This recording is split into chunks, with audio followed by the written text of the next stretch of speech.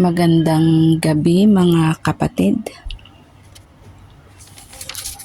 Bago po ang lahat, nais ko pong magpasalamat sa Panginoon sa kanyang kabutihan,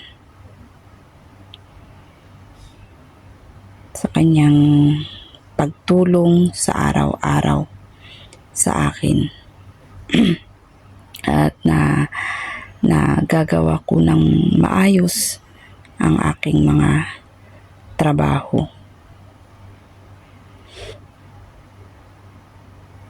Sa Diyos po ang papuri.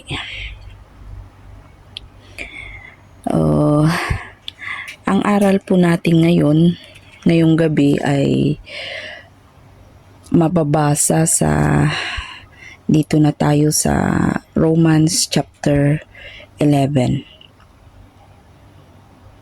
Dito sa Romans chapter 11, nung aking binasa ang buong chapter ay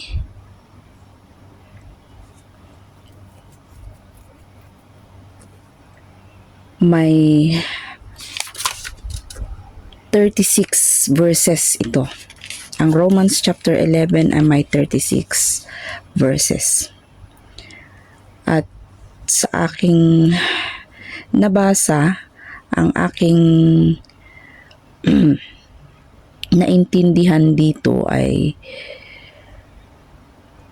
nais ipabatid ni Apostol Pablo kung gaano niya kamahal ang mga taong kanyang hinirang. Particular,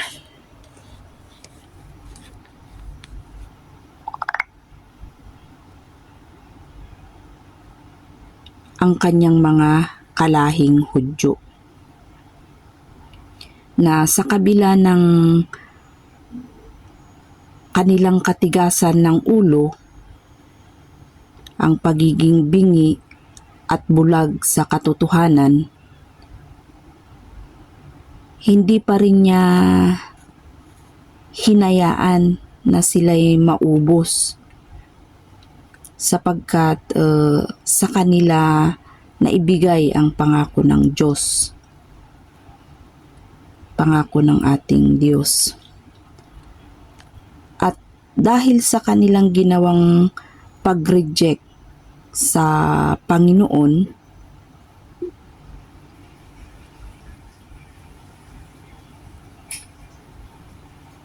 despite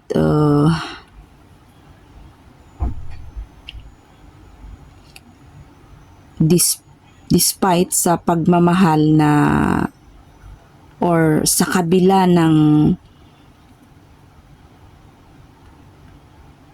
kabila ng pagmamahal na ipinakita sa kanila, nagkaroon tuloy ng pag-asa ang hintil na kagaya natin na maisama sa pangako ng Diyos.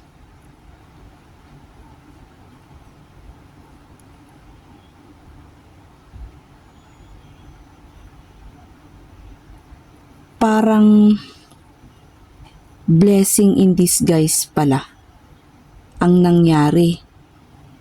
Kasi kung iisipin natin, hindi pala tayo kasali sa mga maliligtas kung hindi sila naging pasaway.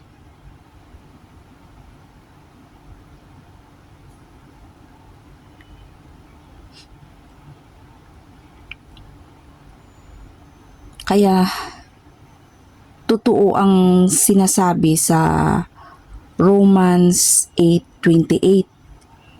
And we know that all things work together for good to them that love God, to them who are the called according to His purpose. All things work together for good. Nangyayari ang mga bagay-bagay kasi may purpose. Kaya mga kapatid, salamat sa Panginoon dahil binigyan niya tayo ng pag-asa na mapabilang sa kaharian niya at matawag na kanyang mga anak. Salamat sa Panginoon dahil ginamit niya si Pablo upang maging apostol ng mga Hintil.